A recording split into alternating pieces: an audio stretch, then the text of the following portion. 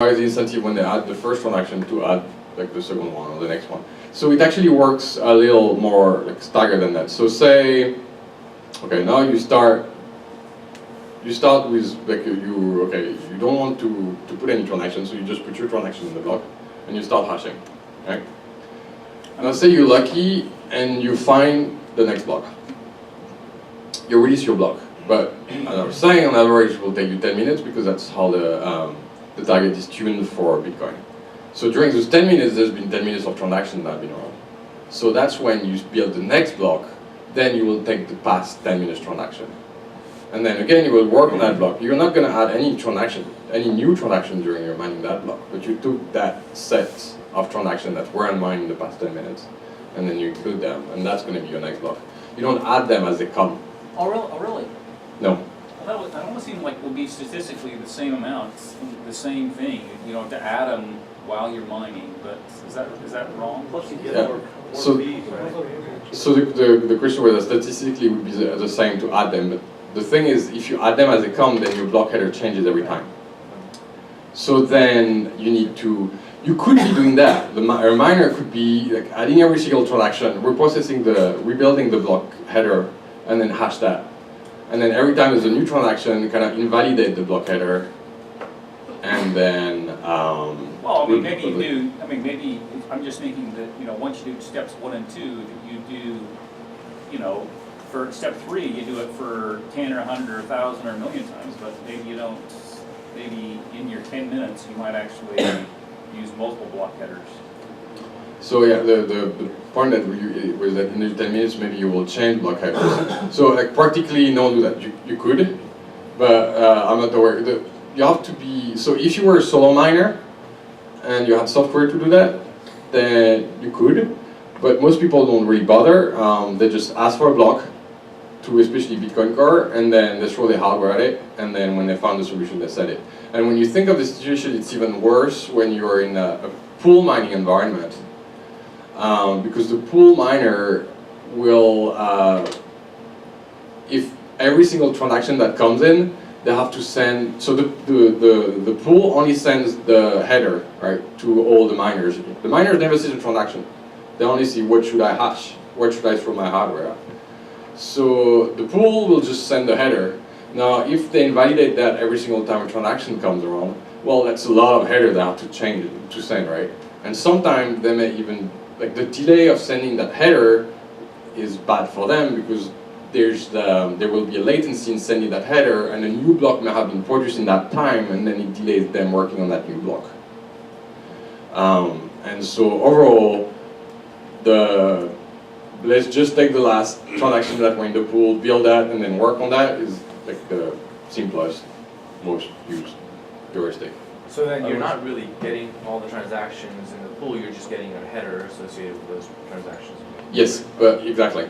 But the header, again, has a Merkle root, right, which conditions all the transactions that will be in the block. Yeah, So that, is there, Go so for is there it. any function where the consensus actually factors in, if there are 2 blocks that comes in, like which one has the maximum transactions, it adds that? Is there any? Okay, so the question is whether there's a consensus choice as to if 2 blocks are out at the same time, which to pick, right? Like the one Is it that random or is it one with the more transactions? So yeah, the answer is that it's pretty much random. So if they arrive exactly at the same time, well, I mean, you will have a fork, right? Then the next block that get added will decide, unless the fork continues, but will decide which of those 2 blocks get picked, which one will be the longest chain. And so it just depends on what percentage of the miners got which block first. So the other thing is, for mining, right, there's no incentive in continuing to, like being hard-headed, like kind of maybe continuing on your question, being hard-headed and continuing on your block. Like say there's a new block that gets found, and you're like, I've been calculating on my block for like 9 minutes and a half already, well actually it could be even 30 minutes already, I'm just continuing on it, like forget that block, I'll continue on mine and then I'll send it. When I find it, I must be close. So that's misguided for 2 different reasons. First, basically by delaying sending you blocks some more, there may be some more blocks, and then you make it harder and harder and harder for you to catch the main chain, because at that time what you're working on is a fork, right? And so even if you propagate your block, it will be on the fork. So you're pretty much sure that your block will be orphaned, in which case you won't be able to get your reward. So that's misguided for that reason. And then the second reason is misguided is the calculating hashes on the header is a pure random problem.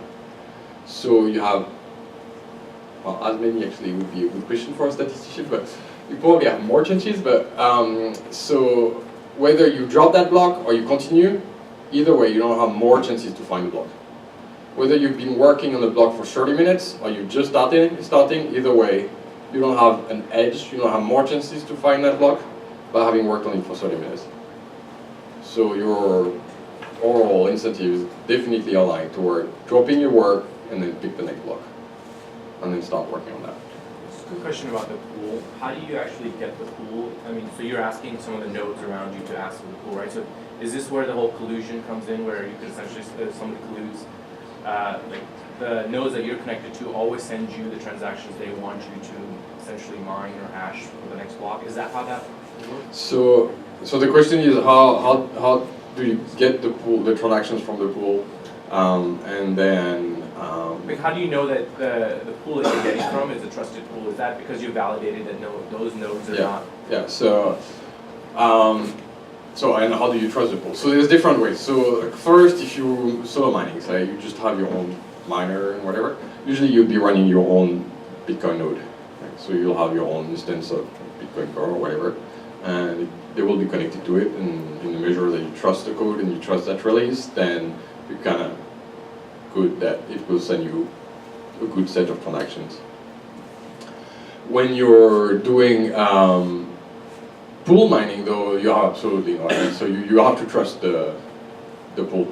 Like in all ways, you're completely tied to the pool, and the pool could be doing anything they want with the transaction that you're mining, as long as the blocks are valid, right? So you see pools have all kind of heuristics. Like you see, there's actually pretty interesting statistical analysis of blocks produced by pools and trying to find what are the heuristics that the pools use. So most pools, for example, don't really try to maximize fees so far.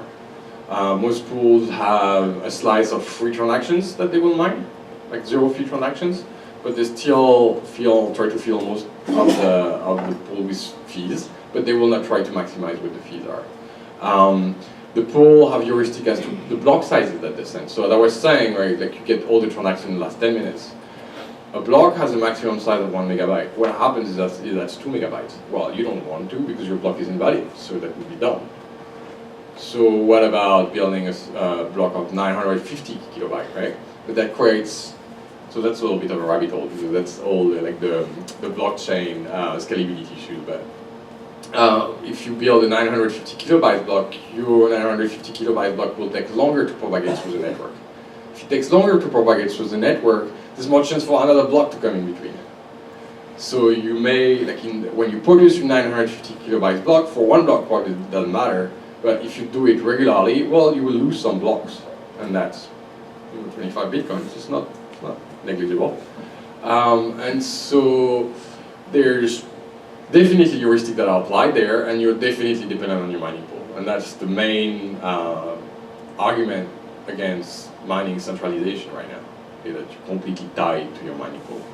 Yep, over there. So in a pool mining situation, when you distribute your block header to a bunch of miners, how do they decide how to hash that? Is there some sort of an algorithm that each person sort of uses different amounts? So the question is, I glossed over that maybe a little quickly. So the question is, you send your header to all sort of people, and how do they decide what to exactly hash? Because they can't hash all the same value, right? Otherwise they all find the same hash, and then that's it, and they say, I guess it doesn't match. So there's different ways. So in the original kind of specification from like the way Satoshi thought about it, you have an ounce, which is an ounce is just a number that's just meant to be incremented. That's you can look it up on Wikipedia, but anyway. In that context, it's a number that you will basically, you will start 0 hash. see what the value is not small enough, increment by 1, hash, see what the value is, not small enough, increment by 1, so on and so forth. Alright, so you start at 0, and I think it's a 32 bit integers. So you go up to all the, like 2 power 32, and then after that, you hope that you found a solution. So then there's 2 problems from that. First, turned out like sometimes you won't find a solution. The problem is there's not enough entropy in that single number to find the hash that's small enough. That's one. Second problem is when you're pool mining situation, like the gentleman was saying over there, again, not enough entropy, and you don't want, say you have 100 miners working on your block header, then you don't want all of them to be working on the same hashes at the same time, right? Like all of them working from 1 to 2 power 32 on that block, that would be a little bit of a waste. So the way the pools have started kind of variety from that is being a little more creative. So you have other fields that go in the block header. You have the timestamp of the block. And you also have the Merkle roots, and the Merkle root depend on the hash of the transactions, right? Which you can't control, but the miners can control the Coinbase transaction, the first transaction. So they will also mutate slightly the Coinbase transaction, like make little changes to it. And on the inputs, they have latitude to put anything they want, basically. So they make little changes to it, to the Coinbase transaction, which make little changes on the, well, big changes on the hash of that transaction, which makes changes to the Merkle root. All right? So now, say you have 100 miners, what you can do now is just send them a header with either a different Coinbase transaction, right? So that the Merkle is different and the block header will be slightly different and they will work on a different problem, but all those blocks will still be valid. Or you can alter the date, the date of the block a little bit, and you can like put it seconds in the past, 3 seconds in the future. So if you look at the data of what's the block timestamp, you will see wide variations, and that's why. So you will see blocks that have a timestamp that are out of order. So you will see, like say, block 10 that came after block 11, or even after block 12, which doesn't make any sense, like, from a timestamp standpoint. And that's because the pools tend to also muck with the date to add more entropy to the problem of finding the hashes. But you have to think like that sounds like why do they need to do even all of that? There's a lot of hashes that are calculated, right? So the Bitcoin mining power now is so huge that there's millions and millions of hashes that are calculated every minute just to solve the problem of what's the next block. So you need all that entropy, and the pools need to introduce that entropy, and every single miner needs to introduce that entropy and just change those values so that they can increment from hashes to hashes. All right, so that was a bit of a digression. Yeah, so usually the 2 first steps, getting the transaction in the pool and getting the block header will be done by a Bitcoin node, and then the hashing will be done by hardware, and in between there may be a mining pool on any series of intermediary. The wallet. So that's probably both the simplest and kind of the most difficult part too, because you don't want to screw it up. So it's kind of simple in the sense that all you need to do is manage keys, private keys and addresses, and then issue transactions and monitor those addresses. So that's not super difficult, but on the other hand, that's the part that touches private keys. That's the only part, like nothing we've talked about before touches any private key ever. The wallet is the only one that does. So creating private keys can be a little bit of a rabbit hole. You can do a fair amount of research in random number generators on computers. You'll see it will bring you pretty far. So that's one problem. Then you need to manage those keys. There's new key derivation algorithms. So yeah, that's hard. So I have problem every time. But so HT wallets that derive keys at every single use of them. So you just choose a public key and then you don't want to reuse it again, so you derive a new public key from that previous public key, and that's the next one you're going to be using, and so on and so forth. What does HD stand for? Hierarchically deterministic. Ah, okay, so it's hierarchy of keys, And then that hierarchy is deterministic in the sense that at any single point in the hierarchy, you can derive the next one. Let's start from the private key. Like no one So- else can determine your. Yeah, so it works. So it's a pretty clever. Actually, so no self-serving announcement, but so Monday evening, there's a talk at the San Francisco Bitcoin Dev meetup. The guy who's talking is Peter Wheeler. He's Bitcoin Core dev.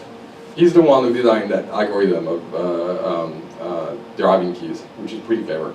So the idea is you start with seed or master key, which is going to be a private key. Then from that seed or master key, you can derive a whole family of the private keys. And it's a tree. It's ordered in the sense that it's always kind of, depending on how you draw your tree, but it's probably descending. And then you can build, like you can add branches if you want to your tree, but from one point in the tree, you can always find the family down, the whole set down. And it's part of a set of algorithms that allow you to derive works down, but you can never work up. It's called like a perfect secrecy algorithm, where it's perfect secrecy because if anybody intercepts the key down that chain, they will never be able to work out the transaction you've done before. They can only work out what you can do in the future, and assuming you know that they got your keys, so you can just use another one after that. But so yeah, so you get a master private key. From that master private key, you can derive a whole family of public keys, but you can also derive a public key for each of the private keys. Yes.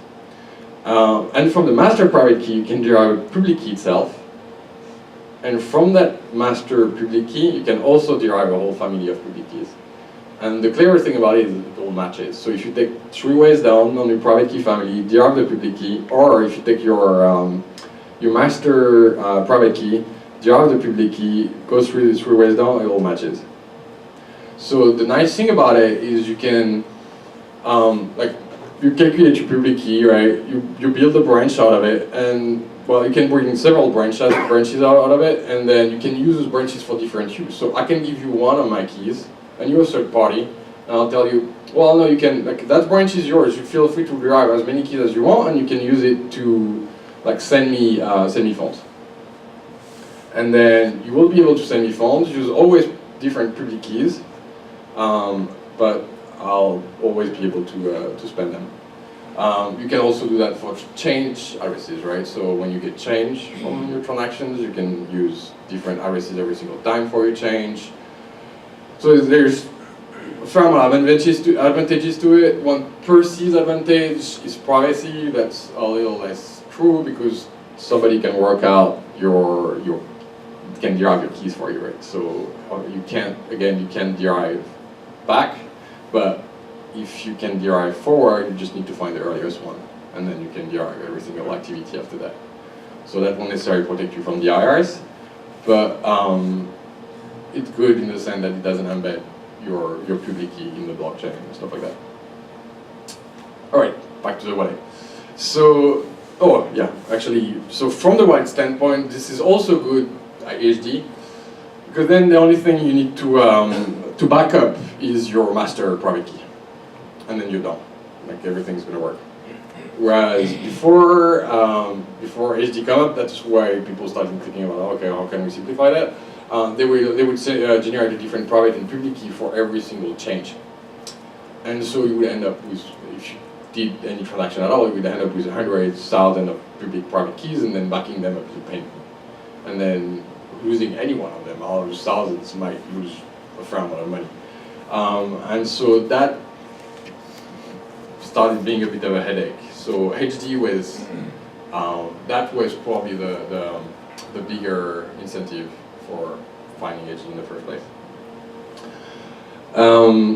Okay, so now that your wallet manages keys, then it needs to monitor your address at least. All the addresses are managed by your wallet, and when stuff happens to it, like update your balance or whatever. And then build transaction when you want to send money, and eventually build more addresses if you want to receive money. So if someone wants to send you that money, you can tell them, here is the address for it. Do you have good, no, okay. And that's how I thought about it.